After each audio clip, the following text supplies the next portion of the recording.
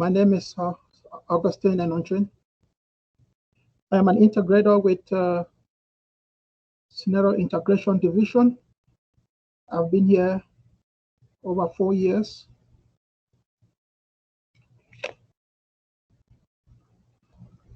Prior to becoming an integrator, I worked at the Yuma Proving Ground, supporting the Army Test and Evaluation Command in a similar capacity, but with slightly different responsibilities.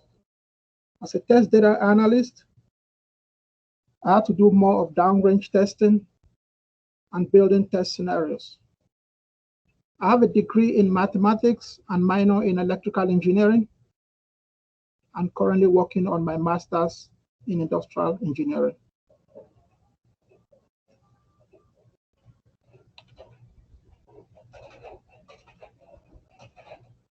In today's presentation, I will be talking about the COMBAT21 model. I will talk about the use of COMBAT21 in our integration process. We are going to look at some of the integration tools and components. I'm going to illustrate some of our basic integration concepts, like how we model, simulate, and integrate using COMBAT modeling tools. I'm going to talk about some of the 6 interface tools and components used in COMBAT21. And I will demonstrate a basic combat simulation of a ground operation. We, the Scenario Integration Division,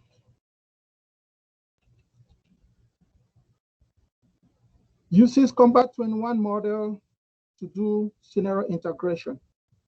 COMBAT21 is a high-resolution stochastic entity-level model that we use to represent military tactical operations. We do COMBAT21 integration by creating dynamic maneuver in varying environments through the use of behavior that represents the thought processes of a unit entities. High resolution. The model reduced dependency and produced very accurate simulation from small scale to large scale operations. Physical simulation of the model does not require man or human in the loop for any combat operations. Stochastic, what does that mean? The COMBAT21 simulation involves some randomness and uncertainty in the replications we run. So the stochastic sense here means that there is some statistics happening in the process. Tactical operations. We can model sea, air, and land operations from a single entity to a brigade level unit. I'm going to break down what a brigade level is in the next slides. Dynamic maneuver.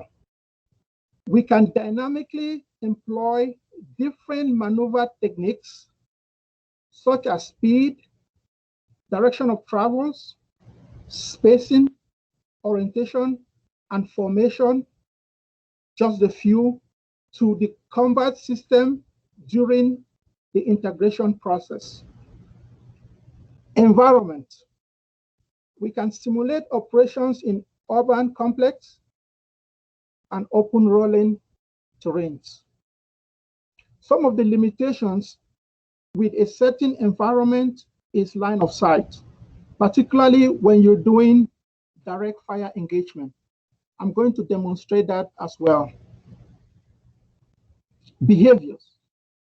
We use tailored behaviors to achieve operational effectiveness requirements. We write behavior that specifically tells an entity what task to do, how to do it, and when that task should be performed. Like behaviors command to move some entity, stop them, let them search, perform engagement, hide, reload if they're out of ammo, or conduct survivability moves.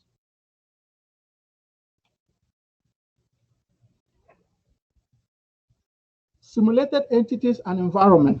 In Combat 21, we can represent all types of entities: ship, aircraft, and ground systems, with communications architecture so they can talk in different terrains and environment. We can integrate entities in open rolling urban, winter, and summer environment with opposing forces. Each individual entity keeps its own state independent of all other entities.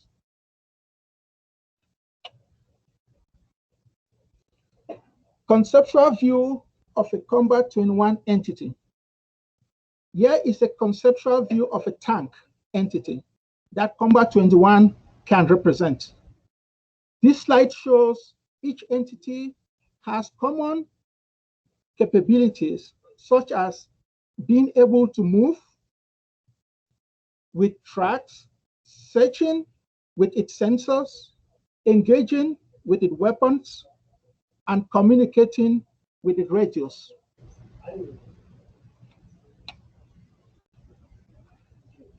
The overview of seats.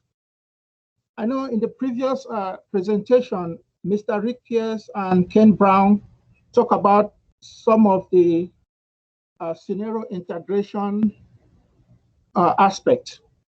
Seats is the interface for the Combat 21 model. To begin the overall process, we start with an operational scenario, and from there, we develop a dynamic scenario based on a military operations order using our scenario integration tools, or SITs, to create many different scenarios, files, databases, behaviors, and communications. We get our performance data from all our represented entities from the Data and Tools Integration Division here at TRAC-WSMR in the form of performance data, performance database. Once we have scenario built, we run the core model, which is right here at the center. We run the core model to get the many different output files in the form of loggers. The loggers are then used to perform post-processing and conduct analysis.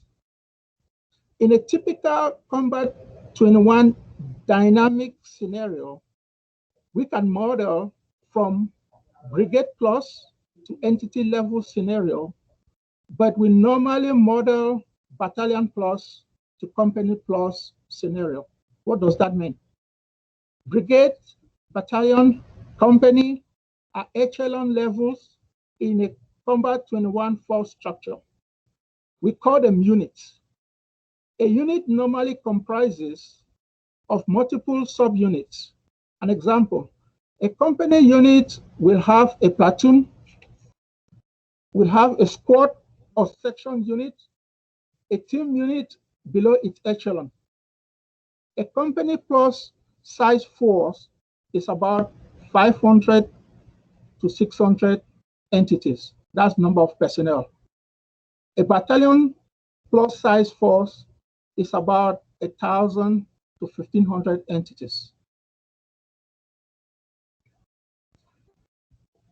Basic BSL behavior. BSL stands for Behavior Scripting Language. It is the behavior logic that we use in writing codes to get this entity execute their functions. Each developed behavior has a trigger event that executes the behavior, and behaviors can be assigned to units, entities, or in this case, a profile. So in this example here, you have a trigger and a profile assigned to all allowed. All allowed means allowed DF. Allowed DF. DF stands for direct fires.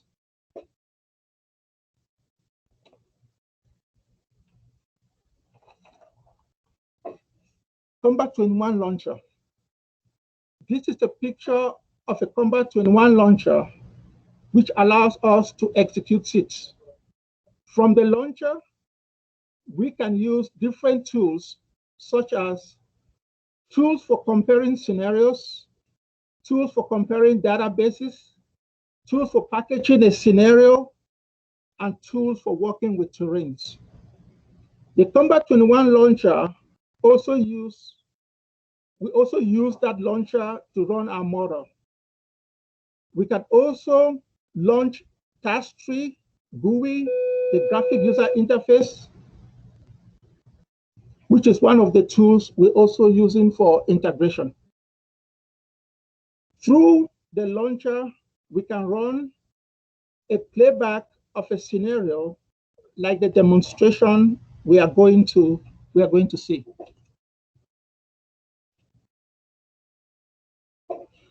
The demonstration you are going to see is a basic simulation of a ground operation.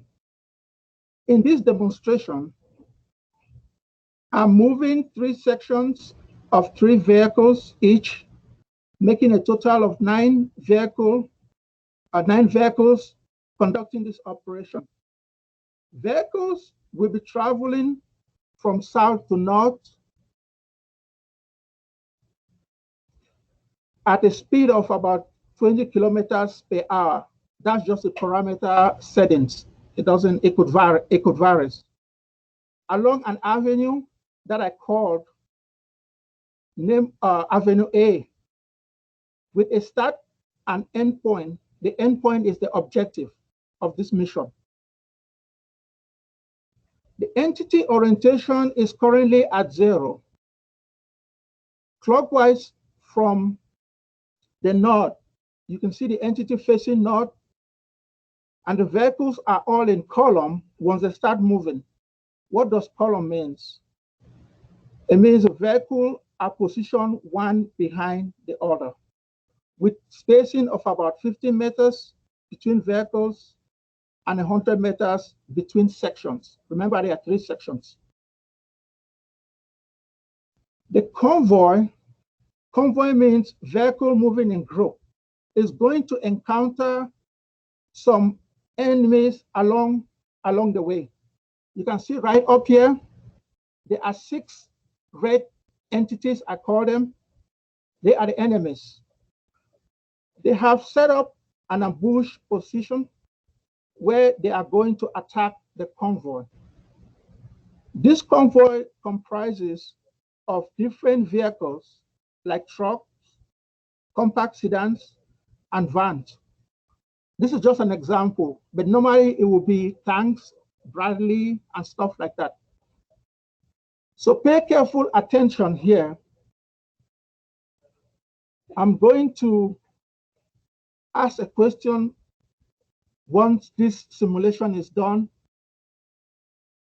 and pay careful attention around this area.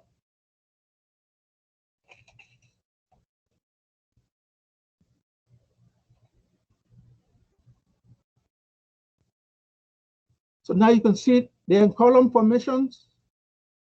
The enemies will be adjusting their position, get ready to attack. And once the convoy hit the trigger, they will engage. Now you see them engaging.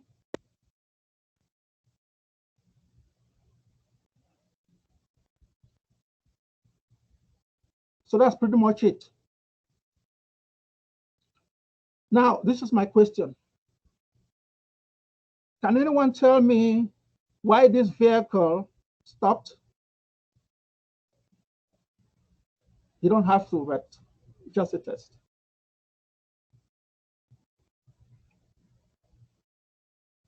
Okay, I mean, I'll proceed. If you stab think about it, you can tell me later.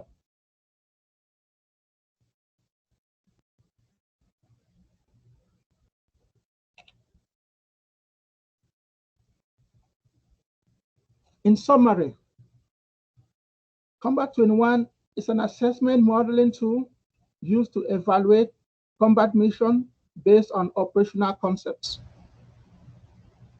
We, Combat 21 integration and modeling developers, continue to enhance the combat model with increasing fidelity for operational effectiveness. And that concludes this presentation. Now I can take any questions that you have. Yeah, I have a question. Go ahead. So you mentioned a lot of like different maneuverings, and I imagine like a brigade travels differently from like a squad. How versed do you need to be in like the maneuvering strategy to actually implement it in this scenario?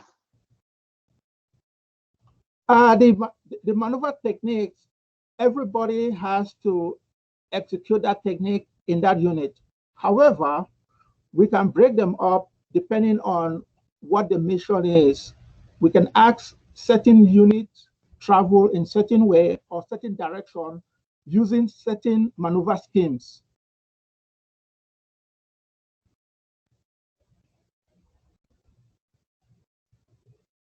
Got it. And then you mentioned this was a stochastic simulation. So does that mean you would run the simulation you showed us like multiple times and check out the different outcomes? Or that is very correct.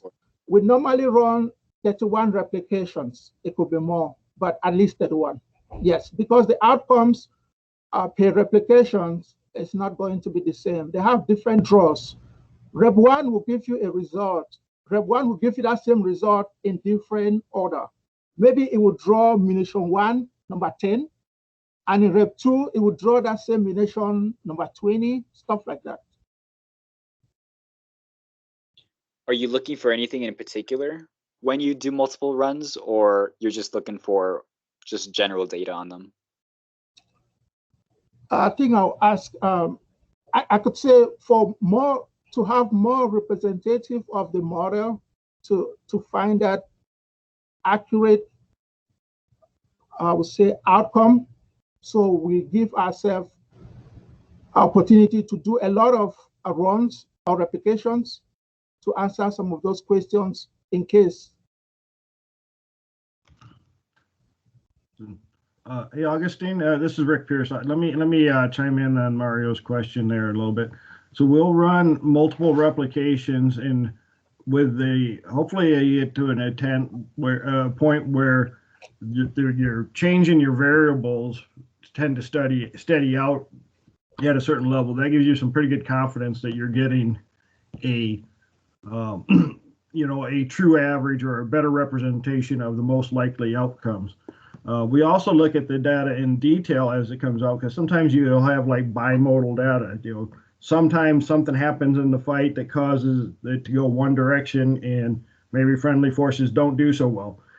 You might hit that same fork, and sometimes it happens the way that's an advantage for us. We move forward. We do, the friendly force does much better. So we do a lot of analysis on there, and sometimes we'll decide, well, we're going to run 31 reps, and then you do the analysis and realize, hey, that isn't enough. So we'll go back and let's try putting another 20 runs in there and see if we can get the numbers to settle down a little bit more and get a better understanding of what's truly happening in those situations. Thanks, sir. Yeah, so Rick is very correct. Some of those involves modifications to the code. Remember, the playback, I think, is on this slide here. There's two things we could do. We can have the viewer on while we're running the simulation. That tells us to debug issue when we see something immediately. Or you can rely on the playback if you want to step out and come back and play the playback to see what happens, and then you can go ahead and fix it. And once those fixes are made, you can come back and run replications to see what the outcome is then.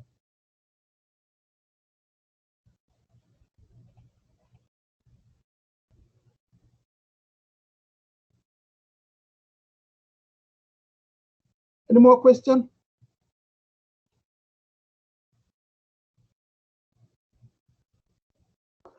I guess I do have another question. Sorry for the incessant questions. If I still have some time, I'll explain what happens here, but go ahead. So what if there's two things overlapping, but they're just meaning there's like different elevations? How does this process that? Like, what if there's a helicopter over the tank? They would be overlapping as far as this 2D image, but would you be able to model that, or the program just knows and that's not something the user really would look at? No, we model helicopters in an operation simultaneously as we do the tanks or Bradley. Yes, helicopter we do. They don't overlap each other because they have different missions or to execute. Got it. Thank you.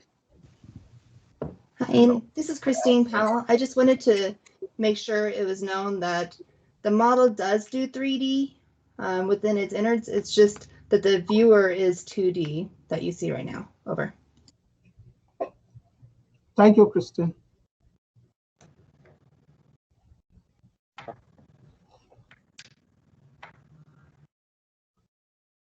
Okay, just for the students, let me explain something here with this slide again, since I have some time.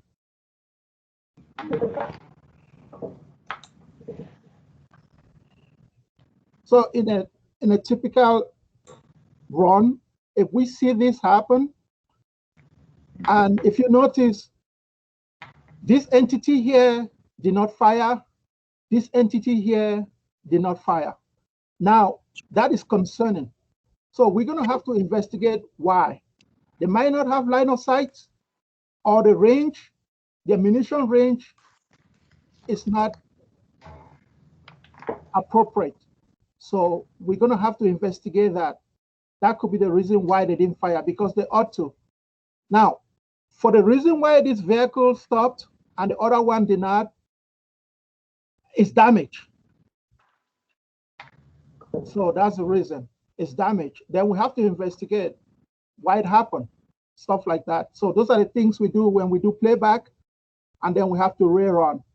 And we have to make sure that the ranges, the ammunition ranges is what we want, so that they can engage within that range, and also line of sight, because again, this is a direct engagement. That's one type of the engagement we do. Just to clarify that for the students. And Augustine, this is Rod. I mean, when you say that that vehicle was damaged, I did see some direct fire engagements by some of those enemy entities, and the damage occurred as a result of the direct fire from some of those enemy entities. Isn't that correct? That is correct, sir. So I'm doing it again. So 4 of these guys, 1, 2, 3, 4, took a shot. These 2 did not. So that damage is as a result of that.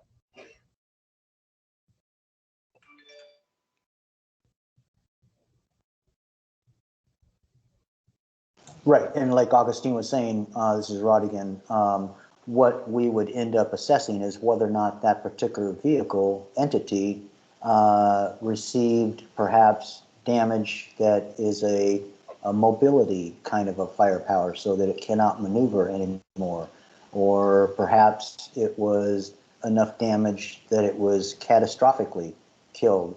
And so all of those kinds of things have to be analyzed to figure out how effective the enemy weapons were, or how survivable the friendly platform was against those kinds of enemy systems.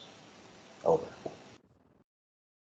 And just to add to what Mr. Ayton said, these other vehicles here that survive might be attacked as well.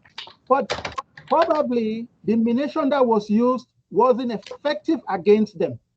That is why, if you remember, I did say these vehicles are tanks, compact vehicles, and bus, and stuff like that.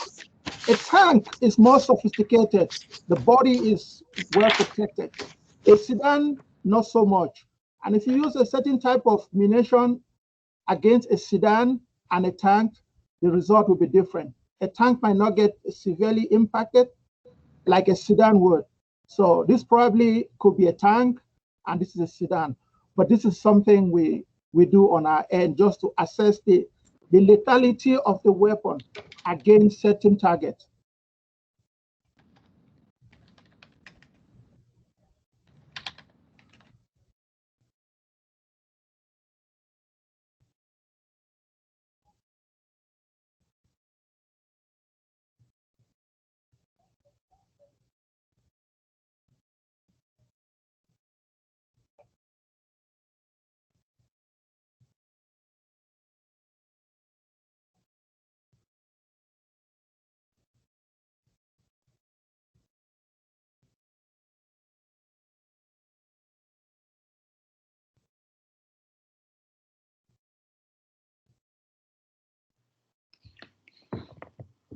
Thanks, Augustine, for your presentation. Does anybody else have any questions?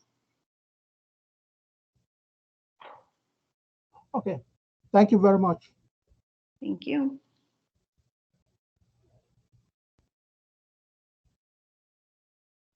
We have a few more minutes until Ms. Clarissa Hernandez starts. So if you need to take a quick break, go ahead and we'll start back up in a few minutes. Thank you.